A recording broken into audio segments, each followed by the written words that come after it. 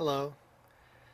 We come to class 21, Eutyches, Leo, and the Council of Chalcedon.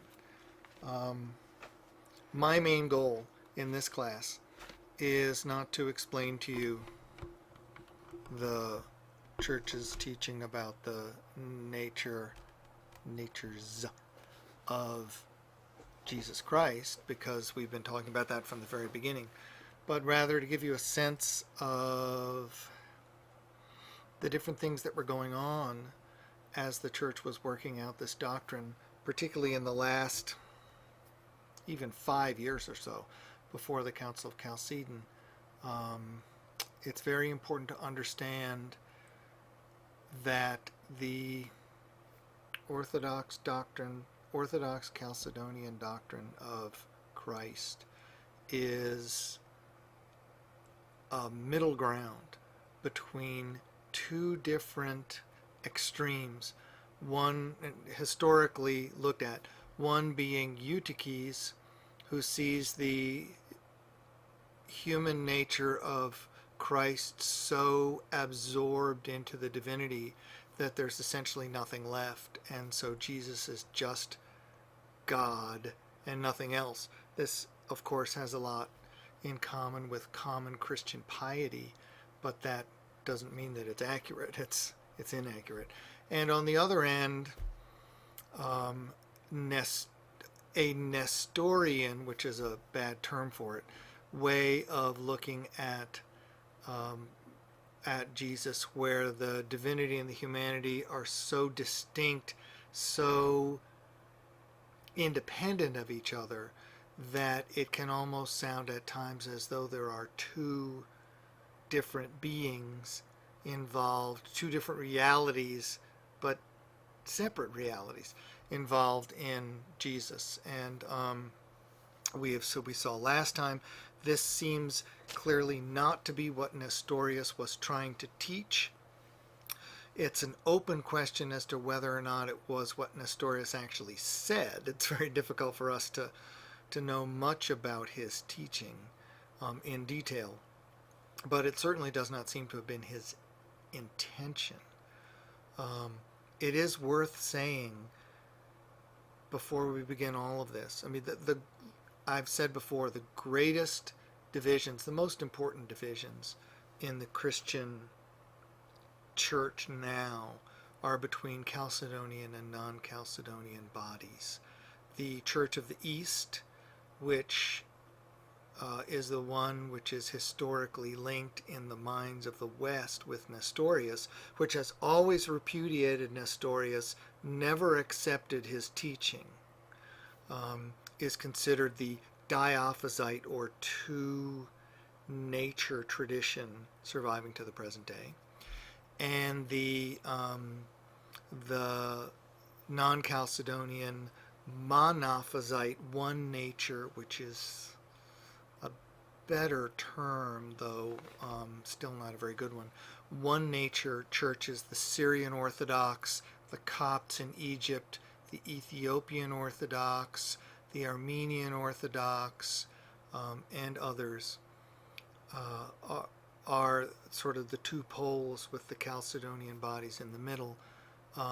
It is important to know that over the last 50 years or so, there's been a great deal of ecumenical work done between Chalcedonian groups and these non-Chalcedonian groups, much more successful than the ecumenical work that's being done by the World Council of Churches just between different groups of Protestants or between Protestants and Catholics. I myself have been in academic situations, both classes and other things, conferences and stuff, with members of these different bodies. And I was, for several years, I was in a Syriac reading group at Catholic University, presided over by Sidney Griffith, who was a great scholar of Christian Arabic and Syriac. And people come from all over the world to study with him. And there was in our class for several years a Coptic layman from Alexandria, and there were also some members of the Church of the East, I think at least one priest and one layman. And at one point, late in the afternoon, after we've been doing this for several years, and everyone felt, it was interesting, there was also a Jewish guy from Israel who was there because Syriac is a later dialect of Aramaic, and so he was doing it because the Talmud and things are in Aramaic, which is actually quite closely related to classical Syriac. So he was doing Syriac together with us. So it's quite a group sitting around. And Father Griffith got us, we were reading a dialogue between a Muslim emir and a Christian apologist from the 700s. And Father Griffith got us to talk about what our different churches, because Christology came up, of course, and he got us to talk about what our different churches taught about Christ. And they were writing up on the board in Syriac and trying to do it in English and stuff. And we discovered what the ecumenical studies have discovered over the last 50 years, which is that a well-instructed theologian in the Church of the East and a well-instructed theologian in one of the Monophysite churches and a well-instructed theologian in the Chalcedonian tradition will use different words. They're trained to use different words and different approaches to expressing their theology. But I think that I can say to you in this academic setting that it is now clear that all three, that the Christology, which is actually taught in these different traditions, are mutually acceptable. I would not like to say they are the same, because Christology is how you use words and what words you use, right? It's the words you use to talk about Christ, and they use different words. That's the problem. But I would say the content of the Christological teaching of these different traditions is clearly seen now to be mutually acceptable. And it is worth knowing that over the course of the last 100 years, I wish we had time to do a course on Christianity in Asia. I used to teach one. We'd have to go 22 more weeks, and even then we'd be scratching the surface. But anyway, if we had time to do this, I could demonstrate to you something which is not controversial, which is that what we now call the Church of the East, which was a vast enterprise and for much of Christian history was by far the largest Christian body there is, before it was essentially exterminated by Muslims in the 1400s and early 1500s. That church was cut off from the Western, which is Greek and everything to the West, the Western churches, not by doctrinal difference, but by practicalities and political separation. It became impossible for those Christians to contact us here in the West, or even the Greeks in Constantinople.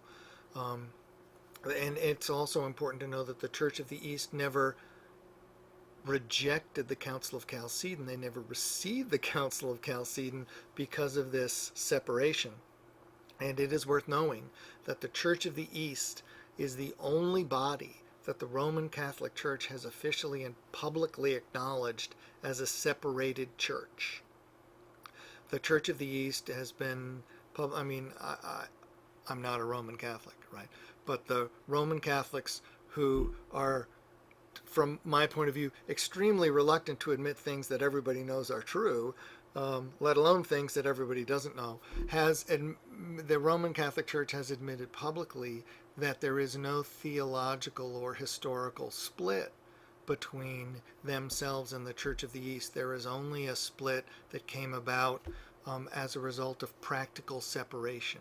And so the Church of the East, which is completely independent of the Roman Catholic Church in every way, it is not a uniate body, it is in no way connected to the Roman Catholic Church, which is what the Catholics are saying.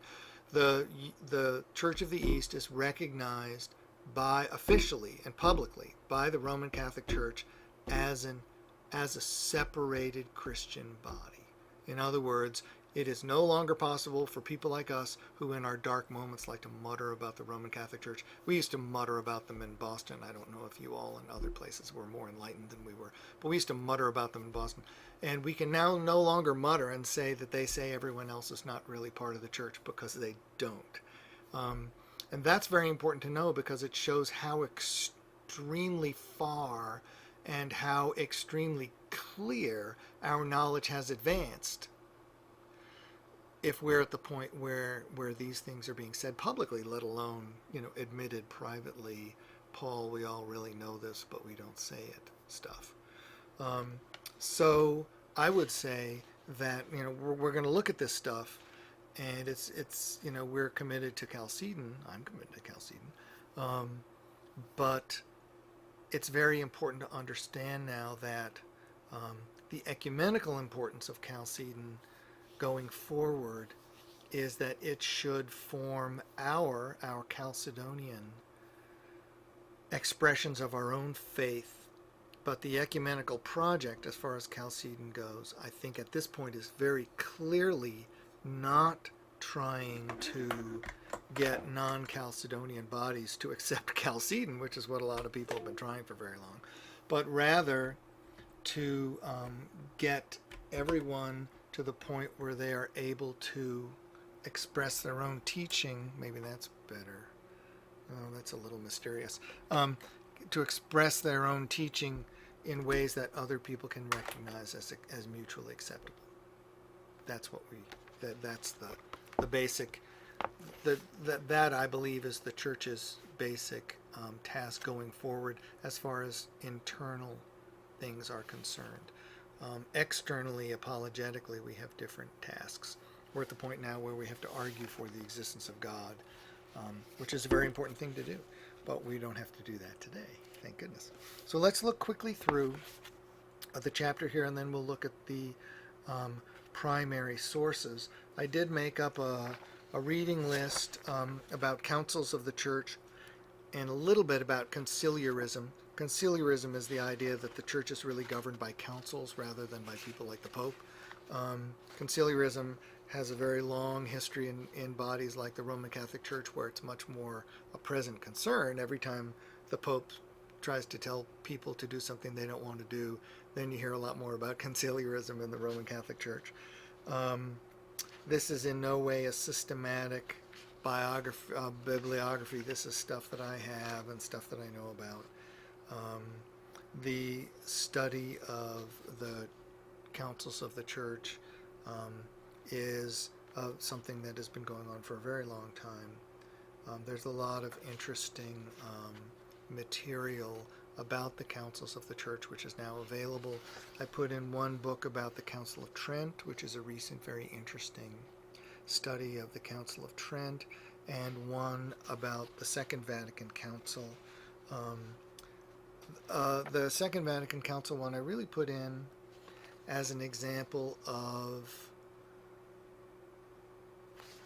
how important the reception of a council is for its place in the life of the church. I also put in one about the reception of the Council of Chalcedon, because as we have seen in our history of the early church, there were lots more councils than we consider to be ecumenical councils that still have ongoing validity and importance. And what's the distinction between councils that are ecumenical, councils that we still consider worth worrying about, and councils that we don't? And the difference essentially is, I would say, in my Anglican ecclesiological way, I would say it's the matter of reception by the general church. The Roman Catholics would say whether or not the Pope has blessed them, but I think they're being inaccurate.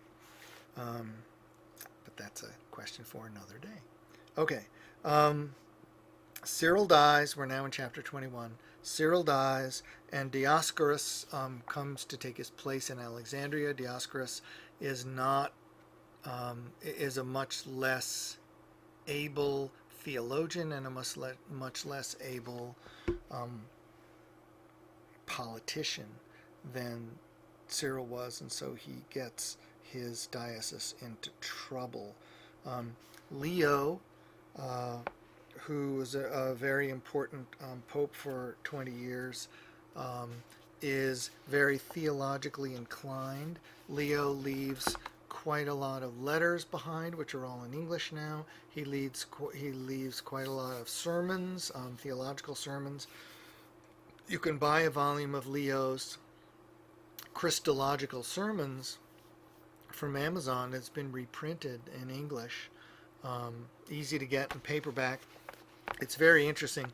If you read Leo's stuff, you can see very clearly, having done the course that we have done, if you now read Leo's stuff, you can see very clearly that Leo did not have the same exposure to Greek theology that we have. And so Leo does not express his Christology in the way that a well-trained Greek would. You have to take Leo's Christology, understanding where he's coming from, and with a grain of salt. As we will see when we look at the tome, there are passages in the tome of Leo that, if anyone other than Leo had written them, that person would have been in very great trouble. Which is not to say that Leo intended to teach something that was really along Nestorian lines, rather that he was not instructed well enough to avoid that difficulty. We've seen all along that very important people, even like St. Augustine, say things that the church later very vigorously rejects. And so Leo is in no way unusual in doing this. What is unusual is that the tome of Leo, Leo's booklet, as we could call it, is accepted as an ecumenical document by the church. I come at it this way because when you sit down, we're going to look at it today, when you sit down and read the tome of Leo, especially if you read it instructing someone else in how to understand it, you must take it very carefully. Otherwise, the person will see it as teaching something that the church does not want to accept. You have to be delicate with the tome of Leo in order to keep it inside the bounds of what's acceptable. Okay. Theodoret, as I said last time, my guy whom I really like, his very interesting work, Eranistes, the Collector, which is now available completely in English. You can get, again, on Amazon with an interesting introduction and notes, is a very interesting work. Theodoret, I have a great deal of respect for. I think that his theological mind is very able. He wrote a number of very important works. He has been, as we will see in this chapter, Theodoret gets into trouble with the sort of fervent Cyrilians who come after Cyril, and he is restored to his place, but he's never quite restored to a situation where everybody thinks he's okay. He's still sort of semi-persona non grata, at least as far as Christology is concerned, and that's a great loss, I think, to the church. More and more of his stuff is being done into English, and he's someone who's quite easy to get access to now, so I encourage you to do that. Let's talk about Eutyches. Eutyches is a wonderful example of a couple of the problems that are involved in this. First, Eutyches is a very popular, as all these guys are, very popular preacher and teacher in Constantinople, right? He's a monk and the head of a monastery, and was very well regarded, and he's very fervent in his insistence on the full divinity of Jesus, right? So far, so good. I'm right with him. However, Eutyches clearly seems to have had an idea that Jesus is really God and that not much else can be said about him that's important. There two things about him that are always remembered. He's very insistent on one nature of the Word after the Incarnation. And the second thing is everyone always speaks in metaphor. There is a point, and I can't remember exactly, Eutyches is one of those guys who keeps getting hauled in front of the authorities and interviewed. And so in one of these interviews they say, what's up with you, you difficult monk? And he says, I believe in the full, that God the Son takes on a full human nature in every possible way.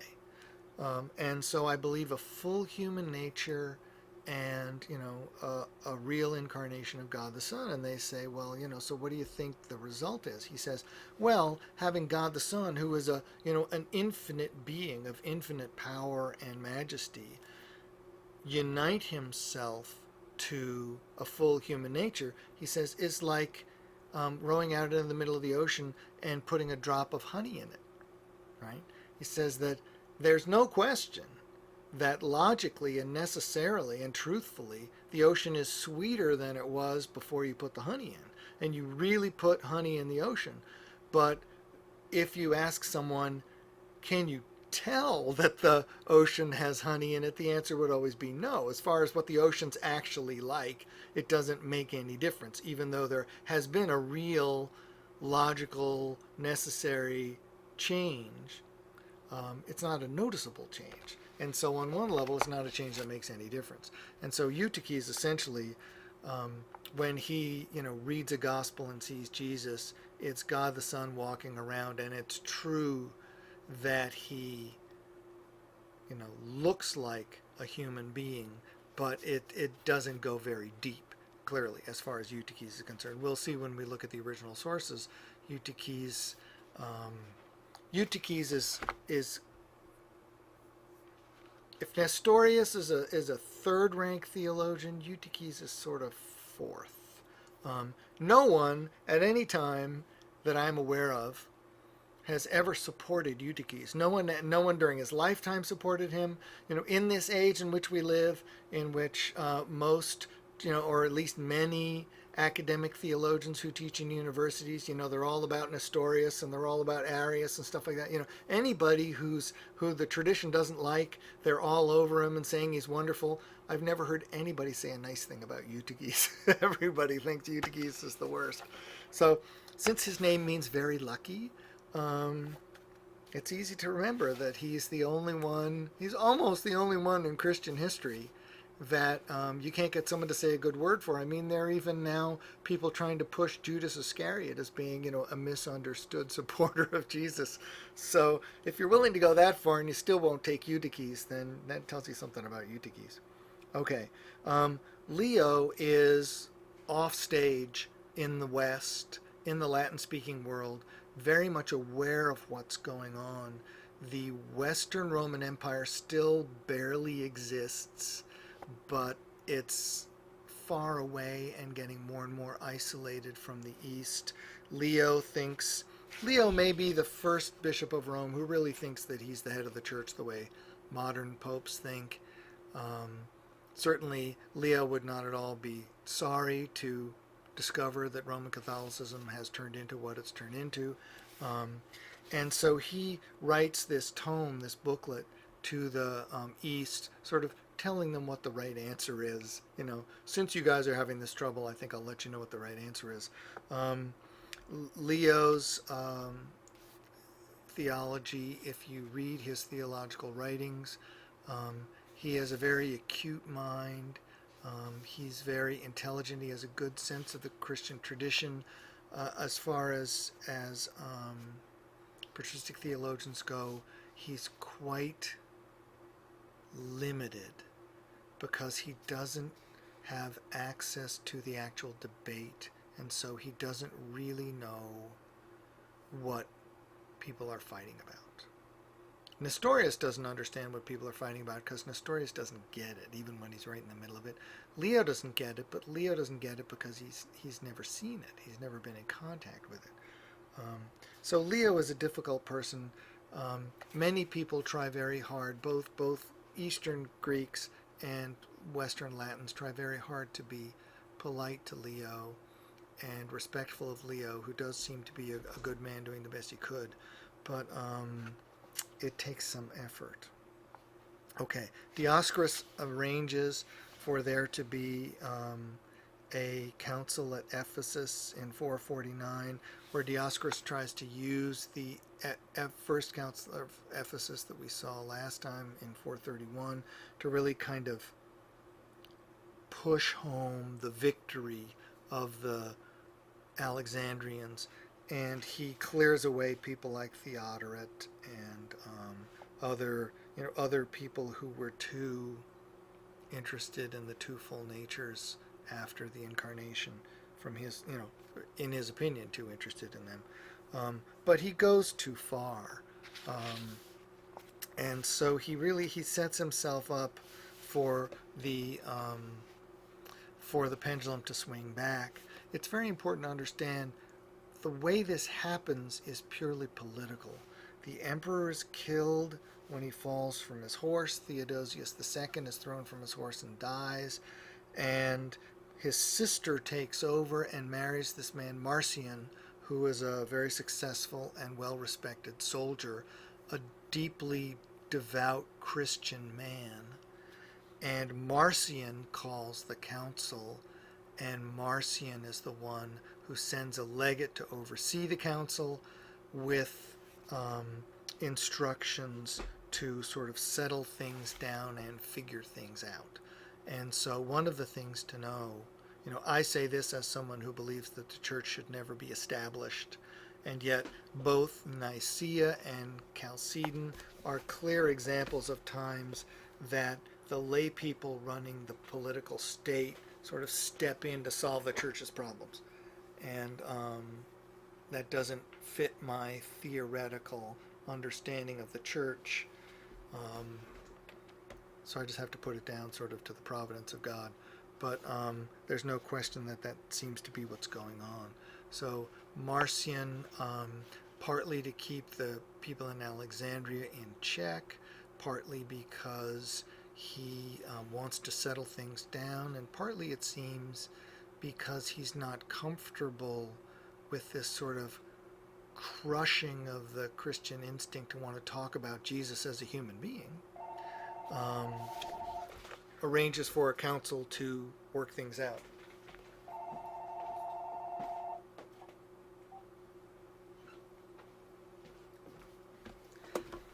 And we get Chalcedon. So the process is one by which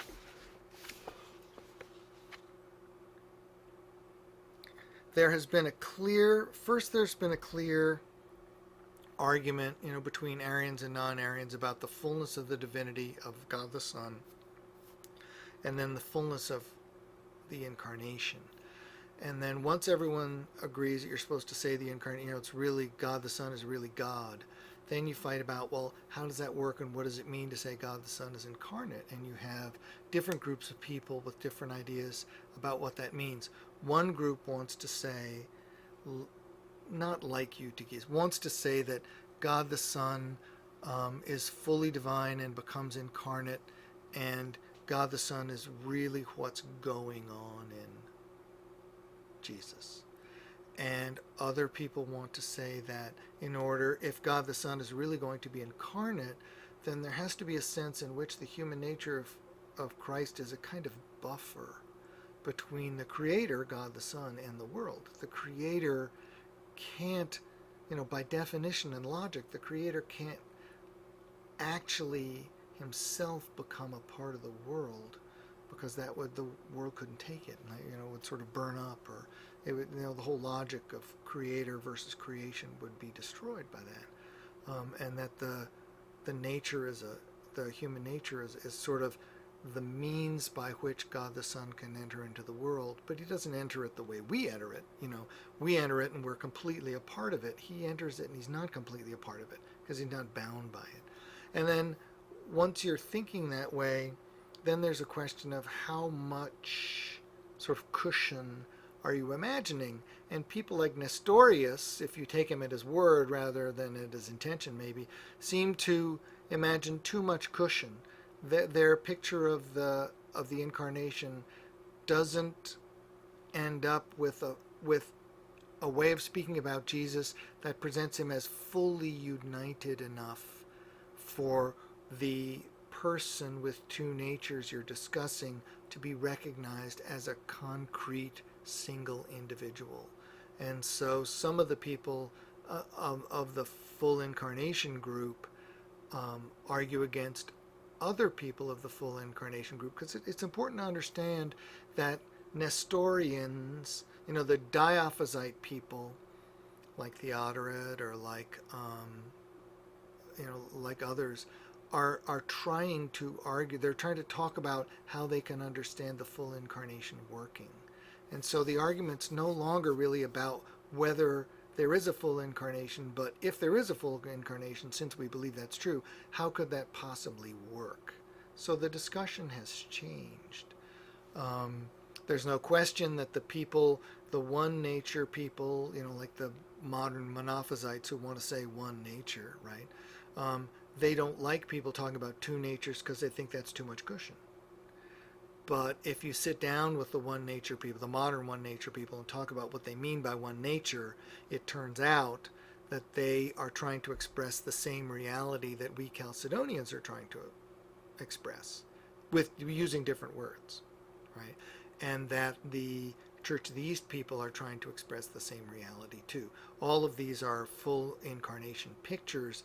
They're sketched in different terms, with different traditions of word usage that have grown up. It's 15 centuries plus, so there's been a lot of time to get used to hearing things in a particular way, and it's very difficult for people to hear things in a way they're not used to. Okay, so that's what the Chalcedonian definition is intended to do, which is to be a way of expressing an understanding of the full incarnation, which is what the creed is held to describe. Here's my book, and so we're gonna look at that right now. But I do want to say, first of all, that we are now at the point where all of these people, at least if you take them at their word, are all trying to talk about a full incarnation, and the discussion has now changed to how it works rather than what it is you're trying to express. There's no question that in the record everybody accuses everyone else of not believing in a full incarnation, because that's what they're used to accuse everybody of, going back to the Arian days.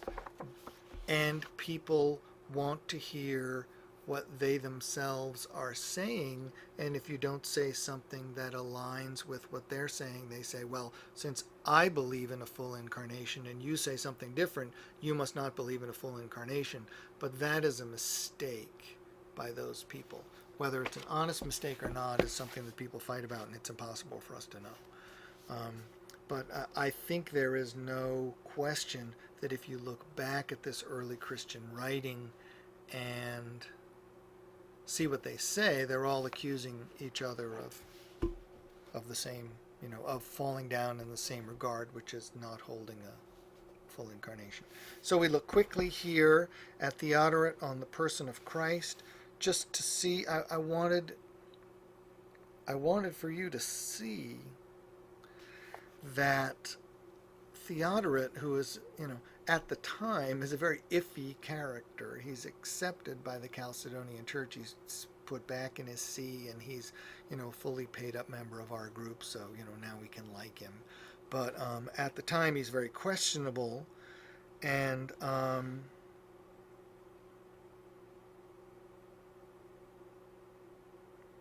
so if you see the way he talks, like look this first little thing on the two natures. See the last thing, orthodox guy, of course, says what Theodoret wants to say, right? So, if you write a book, you can call yourself orthodox too. Certainly God the Word was and is and will be unchangeable by nature, because God's unchangeable, but he became man by taking human nature. It is right then that we should acknowledge both natures, that which assumed and that which was assumed. One of the problems, theological problems, with thinking about a full incarnation is that if you believe that God is unchangeable and God the Son is unchangeable, in him there is no shadow of turning, right? Then if you say that God the Son becomes incarnate as a human being, how can you do that and still not be changed, right? I mean, that's the kind of philosophical problem they're arguing over. So if you look, I mean, I wish we had, this is where, it would be good to be in the Chateau d'If with the Count of Monte Cristo, because if we had 20 years, we could really go through this stuff. But we don't have 20 years. But if you look at what Orthodoxos says here, bottom of 382 through almost all of 383, this is very acceptable Chalcedonian teaching. He's trying clearly to push the reality of both the natures, to say that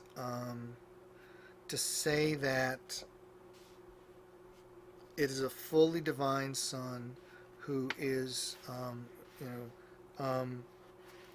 is joined to human nature, and so therefore becomes a human being and is rightly called a human being. That's why he says he's called Son of Man, because he's a human being like we are. This is a pre-Chalcedonian way of trying to say what the Council of Chalcedon itself will say in just a few years, just 4 years after this. Okay, now let's look at Eutyches. I always remember Eutyches with the drop of honey in the ocean, because I think that's such a great describer of his logic. But here's a good, on some level, you kind of have to feel sorry for Eutyches, who's clearly a very pious Christian, believes very fervently in the incarnation, but has, a seventh. If this were constitutional law, he would have a seventh grader's understanding of the Constitution. He doesn't understand the relationship between what you say and what you mean, and how that works. So look at this. In the middle, just below the middle of the paragraph, of the page, there's a long paragraph where Eutyches speaks. Florentius the patrician says, since the mother is consubstantial with us, doubtless the Son is consubstantial with us too, right? Which is what the council's going to say 3 years later. Eutyches says, I have not said, you will notice, that the body of a man became the body of God. So he's not adoptionist, which nobody wants to be. But the body was human, and the Lord was incarnate of the Virgin. So he does want to say that the Lord is incarnate of the Virgin Mary. If you wish that I should add to this that his body is consubstantial with us, I will do this. But I do not understand the term consubstantial in such a way that I do not deny that he is the Son of God. He thinks that if you do what the council's going to do and say that God the Son is, when he becomes incarnate, is, shares our nature, one in being with us in the same way that he's one in being with the Father, Eutyches thinks that logically that must mean that he is no longer divine. Eutyches can't understand how you can say two different things about Jesus at the same time. I said before, a number of times, that the church is developing this logic of speaking about the incarnate Son in the same way that it speaks about human beings. We are physical beings. I can pat my chest, right? But we're also spiritual beings. I have a mental life which is spiritual. I have a soul which is spiritual. So there are two different kinds of things that are true about me, right? One of the things that I've never seen is, in any context, I've never seen any recognition or discussion with Eutyches in the room of the sort of duality of human nature. And it may well be that Eutyches, like a lot of Christians, has never thought about that kind of basic philosophical problem or basic anthropological reality. And so he thinks everything is a thing. You're either physical or you're not. You're either human or you're not. And so if you're going to say about Jesus that he's homoousios with us, Eutyches logically thinks that means he can't be homoousios with God the Father, right? I will do this, but I do not understand the term consubstantial in such a way that I do not deny that he is the Son of God.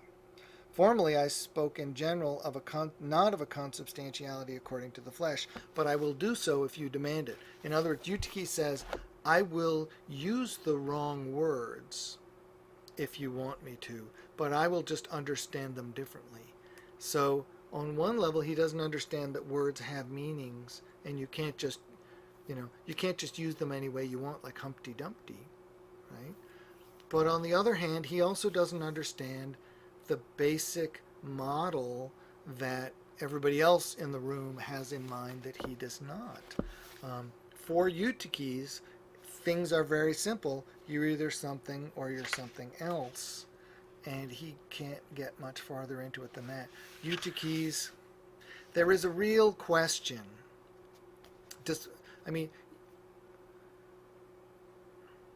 On grounds of humility, at some point, a Christian believer is supposed to suppress his own desire to do everything for himself and submit his will to the mind of the church, right? I mean, there's at some point being a member of the body of Christ requires that. So you can fault Eutyches as far as that goes. But it's also possible to make a real argument that Eutyches is not really a heretic because he doesn't really understand what's going on. And you can't be a heretic by mistake. If he really thinks that you can use, he says, well, I'll use your word because you're telling me to, but when I use it, I'm going to mean something else. If he thinks you can really do that, then he doesn't understand what's up. So anyway. Okay, let's look quickly at the Tome of Leo. The Tome of Leo, if you read the volume of Leo's stuff, which is translated into English, the Tome of Leo kind of wanders from a Greek Christological point of view, from the point of view of someone like Theodoret, who's been in this argument from the very beginning. Leo sort of wanders around in what he says. And so much of what he says is very acceptable. And he, as far as that goes, he, from our point of view, very accurately diagnoses what's wrong with what Eutyches is saying. But he has a difficulty expressing what he believes that he wouldn't have had, logic tells me, if he'd been more exposed to what's actually going on in the East. Look, we can't do the whole thing because it's too long, but I want to show you a few things. Look at paragraph number 3 at the bottom of page 389. The distinctive character of each nature and substance remaining, therefore, unimpaired and coming together into one person, so each nature remains what it is and isn't changed, right? That's good. Humility was assumed by majesty, weakness by power, mortality by eternity, and in order to pay the debt of our condition, an inviolable nature was united to a nature capable of suffering, so that as a remedy suitable to our healing, one and the same mediator between God and man was capable of death in one nature and incapable of death in another. He's clearly saying it's a full incarnation, and the way it works is that the human nature of Jesus could do the actual being present and caught up in the world stuff, like being nailed to the cross, while God the Son you can't actually grab God the Son and nail him to the cross because he's not physical, right? That's what Leo's trying to say. This is, as a matter of fact, one of the passages that people complained about after Chalcedon. People who didn't like Chalcedon complained about this because they said, part of him is mortal, part of him is immortal, and it sounds like they're two guys, Jesus and Christ. And they didn't like the way those are separate. Of course, the reply to that is, well, part of me is capable of physical pain and part of me isn't. You can cut my hand off. Wow, would that hurt? But my soul isn't going to be physically injured by that. It will be aware of the pain and connected to the pain because it's part of me, but it's not going to be actually cut the way my hand is cut. Okay. Look here at the beginning of number 4. Well, here, start at page 390. If you start 5 lines down, Not because he condescended to share human infirmities was he therefore a partaker in our sins. He took upon him the form of a servant, that's Philippians 2, right? Without stain of sin, and so forth. This seems like a very successful Christological passage from our point of view. And if you look down here at 4, farther down the page on 390, the Son of God therefore coming down from his seat in heaven, he's trying to talk about how it works that God the Son would enter the world. What's actually going on in the incarnation? What do we mean and what do we imagine? Right, and this is really pretty good. And he goes along until he gets about 8 lines down, page 391. And then here's another passage that people later complain about. Each form, in communion with the other, performs the function that is proper to it. That is, the Word performing what belongs to the Word, and the flesh carrying out what belongs to the flesh. Again, for people who didn't like Chalcedon later, that sounds like two people holding hands skipping through the roses, right? That's not close enough. In communion with the other, I'm in communion with Anglicans in India, right? So if they get martyred, I'm in communion with martyrdom, but it doesn't really affect me. I might even never hear about it if I don't turn on the news, right? So that's the kind of thing that makes people nervous. I mean, if you read him charitably, having read other parts of his works and thinking that he's believing in a real incarnation, then you might not take this that way. But if you are a Greek who's been fighting for decades about this exact thing, then that kind of passage is a real red flag. So for the Monophysite tradition, when they talk about the Tome of Leo, which they do frequently, that is a second passage that they complain about. And a third one is over on page 392, the last 6 lines of 4 before it gets to 5. For although in the Lord Jesus Christ God and man are one person, so far so good, nevertheless the source of the shame that is common to both is one thing, the source of the glory that is common to both is another. For from our side he possesses the humanity that is inferior to the Father, and from the Father he possesses the divinity that is equal to the Father, right? The source of the shame and the source of the glory, it sounds like two different things. You can see what he's trying to do. It says he possesses the divinity, he possesses the humanity. So divinity and humanity are things that the one incarnate Lord possesses. You can see he's trying to have a unity of person there, right? But this way of speaking is not a way that the Greeks who were supporting full incarnation of a unified incarnate Word, it's not the way they were used to speaking. And so those are things that sound like real red flags, even to a lot of Chalcedonians.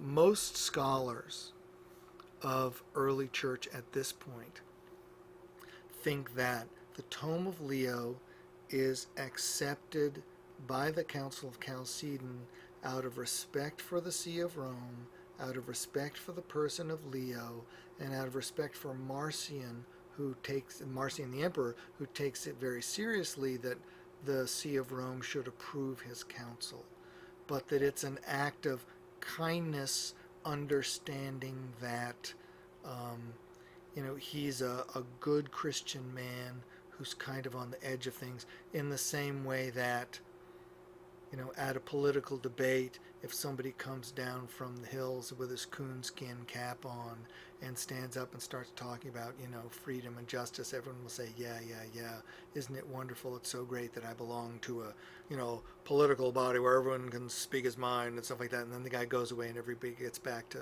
fighting over sewer contracts, right? It's that kind of hick from the sticks acceptance that Leo gets. That is the standard picture for the last 100 years or so among people who were experts in early church. I think for myself it's probably accurate that it's not because, so if you look at the ecumenical documents of the faith, right, that are passed down by the council. It seems pretty clear that the second letter of Cyril to Nestorius is something that the council is really committed to, but the tome of Leo, not so much. There's no question that someone like Theodoret would be much more comfortable with the tome of Leo than someone from Alexandria, but even Theodoret would have to be careful, be listening politely in order to find Leo's tome acceptable, because it's the content in terms of the author's intention, I think, is completely, Chalcedonian, but the wording is wording that the council itself would not have otherwise accepted. Okay. Just as a note, I wanted you to see number 245, that when Nestorius reads the tome of Leo, he thinks, wow, isn't this great? Which in the East is not taken as an excuse for Nestorius, but as further reason for thinking that Leo is very questionable. Anyway, let's look quickly at the Chalcedonian definition. There are just a few, we only have 9 minutes left. There are just a few things that I can say about this. The first thing to see is that the Council of Chalcedon, that its definition, which means a marking of the boundaries of acceptable territory, is what a definition is, marking of boundaries. The definition of faith is designed to give you an area inside of which you are okay. It is very clear that by quoting the Nicene Creed and then the Niceno-Constantinopolitan Creed, which we get here for the first time, right, it is setting up its own teaching as an explanation of the creed. So the Council of Chalcedon does not imagine itself as teaching anything new, but rather as instructing people how to understand the creeds that are accepted in the church properly. And that's very important. One reason it's very important is that the only creed that is universally accepted among Christians is the Nicene Creed, right? Church of the East accepts it. The Monophysite churches accept it. We accept it. The Apostles' Creed is not universally accepted. That seems to be a baptismal creed from Rome. It's a Western thing. Easterners don't know anything about it, right? So if we're going to have church unity, it's got to be on the basis of the Nicene Creed. Are we free to do that when we have the Council of Chalcedon's definition as well? Well, the definition itself would argue, yes, you are free, as long as you can see that they're understanding the creed according to the way you think it needs to be understood. If all they will swear to and sign is the creed, that's okay, as long as they're understanding it, agreeing with this. This is clearly the way forward for ecumenical dialogue in the future, and it's one of the reasons why it's very important for teachers in our church to have access to the council's definition, the Chalcedonian definition, and to be able to understand it and where it comes from and teach that to other people. That's a very important thing for our church going forward. Okay, so what are the important parts? Here on page 405, here on page 405, about 6 lines down, the council accepts the synodical letters of Blessed Cyril, pastor of the Church of Alexandria, to Nestorius and to the Orientals. The one to the Oriental is the one we call the Formula of Reunion, written to John of Antioch. The letters, which letter is to Nestorius, you notice is not specified. We saw before that the second letter to Nestorius is very irenic, very peace-seeking, and generally acceptable. The third letter is much more violent and aggressive. It matters a lot how you take this. Generally, it's been taken to mean just the second letter, not the third. Okay, and then it also accepts the tome of Leo, the ruler of the greatest and elder Rome, most blessed, most holy Archbishop Leo. Um, okay. So starting here at number 4. The synod is opposed to those who presume to rend asunder the mystery of the incarnation into a double sonship. So it does not want the natures of Christ to be understood as being too independent of each other. It's very important because you have to read it through its intentions, not necessarily through its words when we're going to sit down with the Monophysites and try to get them to think we're okay, right? It deposes from the priesthood those who dare to say the Godhead of the only begotten is passible, that God the Son himself suffers on the cross. And it withstands those who imagine a mixing or confusion, like Eutyches, right? Drop of honey in the ocean. Drives away those who teach that the form of the servant was heavenly or some other substance, not a real human nature like we have. Okay, and so the real punchline paragraph is this bottom one on 405. Wherefore, following the Holy Fathers, so again, they're insisting we're just doing traditional stuff. None of this is new. We're just saying again what everyone's always said. Following the Holy Fathers, we confess our Lord Jesus, one and the same Son. Notice, the same perfect in Godhead, the same perfect in manhood, truly God and truly man. Notice that phrase from the Nicene Creed, right? True God from true God. The same consisting of a reasonable soul of one substance, the same. This is where you can see clearly that the Chalcedonian definition is trying to teach what we theologians would call the unity of subject, right? There is one same He. And all of these things are true about the same He. He's perfect in Godhead, perfect in manhood, truly God, truly man, of one substance with the Father, of one substance with us, begotten of the Father, born from the Virgin Mary, to be acknowledged in two natures, which Hall points out as an incorrect translation, right? Which is recognized in two natures, right? Without confusion, without change, without division, without separation. The first two are clearly against Eutyches and the people out there who might be like him, without confusion, without change. Because after all, the ocean's changed by having the honey in it, right? That's not acceptable because God can't change. And then without division, without separation, none of this kind of Jesus and, or God the Son and his best friend from Nazareth, Jesus, in communion, skipping through the, that's not acceptable, right? The real heart, and you can study the background of this in great detail. As you can imagine, it's been threshed out over and over again. These are 4 adverbs: without confusion, without change, without division, without separation. That's the heart of it. It doesn't want them smushed together so that they're not really themselves, and it doesn't want them pulled apart so that you have more than one person about whom all of these things are true. Notice, this is not in itself a description of Jesus, God the Son incarnate.